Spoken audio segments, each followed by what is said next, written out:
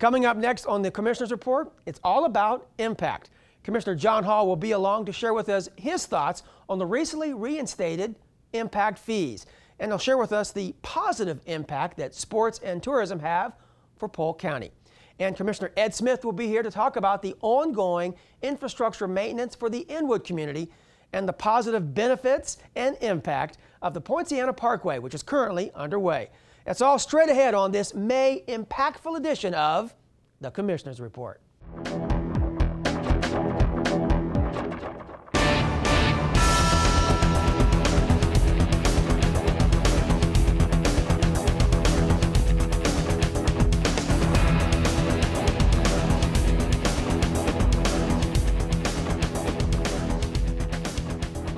Welcome to another edition, the May edition of the Commissioner's Report. I'm Mike Moore, happy to have you along. A little bit later on, Commissioner Ed Smith will be joining us. We're going to be talking about the Inwood community, which is right there beside Winter Haven. It's a community that's receiving some improvements. We're going to talk about that, but also Inwood is very special in the heart of Commissioner Smith. We'll let him tell you about that. But joining me right now is Commissioner John Hall, Commissioner Hall with District 5. Commissioner, it's great to have you here. It's good to be back. I was thinking if we were to title this segment, I was going to say impact. There's an impact on impact fees, better things for business with better growth, lower unemployment, and tourism. So really impact is a theme here on our discussion this today. But I want to kind of start with impact fees, because that's certainly been in the news lately in most recent board meetings. Just recently, last month, the board did approve, after a 5-year moratorium, to increase the fees or bring them back in place at a level. Tell us about that and why this is important. Well, it is important because we have a backlog of necessary transportation projects. Those projects, impact fees can only be used for capital construction, but we have some new roadways and new sidewalks, things that we are in dire need of. Impact fees were placed in moratorium with a downturn in our economy. It's appropriate now to bring them back. We were concerned, as myself and as a full board, about the level of impact fees and the timing of the impact fees because of our economy, and it's just in its infancy as far as rebound. But it's coming back as of January 2016, and they will be at a lesser percentage than the full recommended percentage by the consultant. Maybe it might help for some people who aren't really familiar. They've heard impact fees, but to define what an impact fee is, it's not something that goes on and on. It's a one-time fee. This is basically about new construction. Yes. Impact fees are used, they're paid for growth. And it's, you've heard of letting growth pay for itself. Well, that's what this is. It's letting growth pay for itself. It's to pay for the necessary roadways. It's to pay for the necessary parks, for an increase in the sheriff's office and what they need to patrol those areas that have high growth. So impact fees are used for growth. It's not used for maintenance. It's not used for our backlog of maintenance and repair that we have a very large backlog, but this is growth paying for itself. And I know there were some people who were wanting to have higher impact fees, but I know that you mentioned, and let me give a plug to something called Behind the Vote that's available. In fact, if you just go to YouTube and search Behind the Vote, then put in Commissioner Hall's name, you will find a great, really, explanation of your thoughts on impact fees. And I encourage people to do that and check for all the commissioners or whatever they're doing behind the vote. But one of the things you were saying is, you know, our economy is coming back, but we're not in that robust, strong growth. It is fragile, and you got to be very careful what you put in place now. You could have adverse effects. Yeah, there are several different things that could impact the growth and our economy as it starts to rebound. And as stated in Behind the Vote, there's changes in the building code, and our economy now with our employment. The latest record, or the latest record that I've seen, has us at 6.1% unemployment. Well, the federal government considers 5.5 as employment saturation. That's where they consider fully employed. And when that happens, we have a change in, or a potential change in, interest rates. So building code, interest rates, impact fees, how's that going to affect our building and our local housing market? And that was a concern, still is. And it's funny, you still hear some people think, well, isn't this an impact fee that the developer has to pay? That really isn't true. The end user always pays. It's just like going to Publix. You know, Publix, if they have an increase in the cost of any item, they're not going to assume that increase in cost. They're going to pass it on to the consumer. And housing, commercial activity, there's no difference. It's the same concept. It's the end user that will pay it. And we just have to be careful about how much we put on the end user and how many people are knocked out of a housing market by each $1,000 that a home goes up.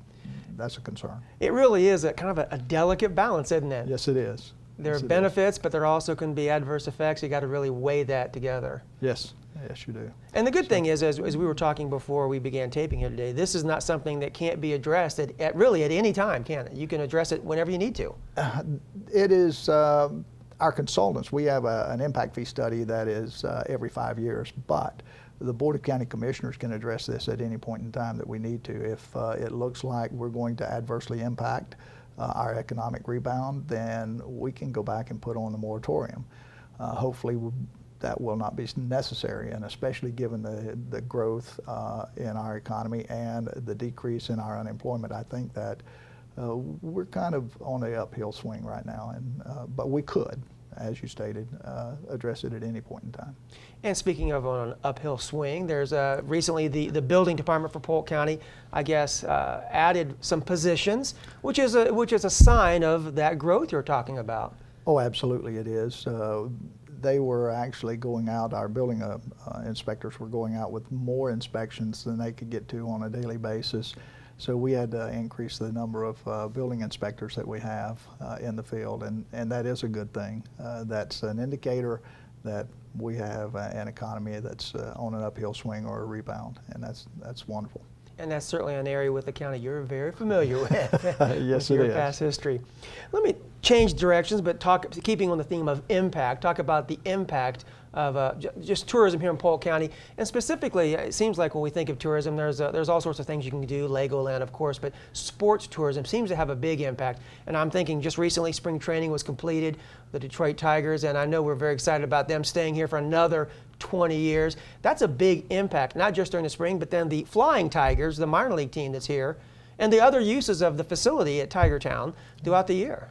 Well, Tigertown is actually open year-round. It's open for the major leaguers that need to come in and do some rehab work. If they get injured, then they can send them to Lakeland, and the Tigers have a long-standing agreement and a partnership with Watson Clinic to do that rehab work, and the major leaguers come in and do that. There's other uses for the facility where they bring high school and college age, I guess, guys from our South American countries to come up and start practicing baseball here in the States. They have some tutors that tutor English there. I don't know if a lot of people know that. That's but interesting. for non-English speaking ball players, and they teach them how to use and count American currency. So it's a full training. It's not just baseball. It's how to live in our society, and the Tigers, they're getting that right. And it's interesting, when you were thinking of the Tigers, I wanted to make sure I got this right. This past spring, 2015, was their 79th season, which is currently the longest running relationship with an MLB team and a spring training site, and their 50th consecutive season at Joker Marchant Stadium. So that's just some longevity. That shows you the Detroit Tigers are very happy with Lakeland. They're happy with Lakeland. It shows a commitment from the Tigers to this area, and our commitment back to them, and the fact that we have put money into, and the state has, and the city of Lakeland, into upgrades for that stadium in the coming year or two. Right. And I think that signing them to another 20 years, so that at the end of that contract they will have been the longest. They're currently the longest. Right. but nearly 100 years at Right. the end of that contract. That would be phenomenal. Yeah, I think the contract goes through 2036 as it expires in 16. So that'll be, like you said, over 100 years. That's Yes. Wow, that's very impressive. I imagine the businesses, restaurants, hotelers, they love those kind of things. I imagine when every year when Sun and Fun, and now we're the 41st edition Sun and Fun, they love that as well because people are coming again, not just from Polk County, Florida, all over the world. All over the world, Polk County is becoming a tourism destination, and it centers around quite often our sports. Lake Myrtle Complex in Auburndale is a fantastic venue for baseball. It's a great venue for soccer, and people are coming here from all over the world, not just to observe but to play. And it's just great. I can't say enough good stuff about that. You know, we were talking earlier about some of these spring training, or not spring training, spring break baseball, Russ Mat tournaments for baseball. Also the Rebel spring games where college teams from all across the country on their spring break come down to Florida where the weather's great, you know, and they get a chance to play, and yet but they also get a chance to go see the sights here. So I mean, it's just a great economic boost for something like that. Absolutely, and for those that are watching that do not know what that is, it's college teams from around the nation that come in here, and especially from up north in late February and March when it's too cold to get outside and practice baseball or girls college softball. It's an excellent venue right here in Polk County, because I think we had our winter on Wednesday this year. It was we had one cold day, so it was great. And for the college level men's league and the college level women's softball, it's fantastic to be here. And that's the difference in Russ Mat and the Rebel Spring Games. For those that are listening. The Russ Mat is the men's league. The Rebel Spring Games is the women's softball. It's funny, sometimes spring break gets a bad connotation with crazy college kids on the beach, but this is a positive spring break, economic impact, but also it's fun for the family, and it's just a great time.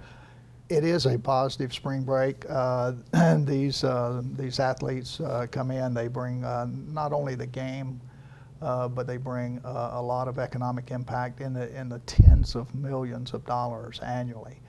So I think that it's something that we need to take a look at and make sure that we can keep coming back to Polk County in the future. And it's always interesting how these kind of events build upon themselves.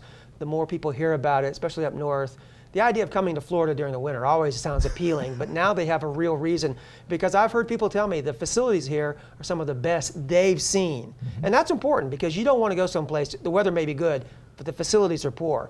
Those work together. Absolutely. And that's what I was just saying, pardon me, about Lake Myrtle Park in Auburndale. That is a partnership with the city of Auburndale and with the county. And we're going to be looking to expand that and add another 4 baseball fields to that for the Russ Mat baseball in the spring. So it's a good partnership. The facilities are fantastic, and the weather is great. Yeah. Commissioner John Hall, he's also a sports fan as well. I know he's you're out there playing if they'd let you, wouldn't you? You could probably still do pretty well. Well, I quit a few years ago when I discovered I didn't heal as well. Yeah, it's funny, as we get older, the healing process doesn't quite work as fast. Right. Well, Commissioner, thank you so much. I appreciate it. It went by very quickly here. Yes, it did. And I want to encourage you again to go, just Google YouTube Behind the Vote, and you can see there some other commissioners as well. But you can really hear a great, succinct 5-minute presentation. It goes by very quickly. Commissioner Hall and his views on impact fees. The theme was impact fees, tourism, of course, all impacting us in a positive way. Commissioner, thank you so much. Thanks for having me. Absolutely. We're going to take a short break, but when we come back, Commissioner Ed Smith will be here. We're going to talk about a community, Inwood, near and dear to his heart. He'll explain when we come back. Stay with us.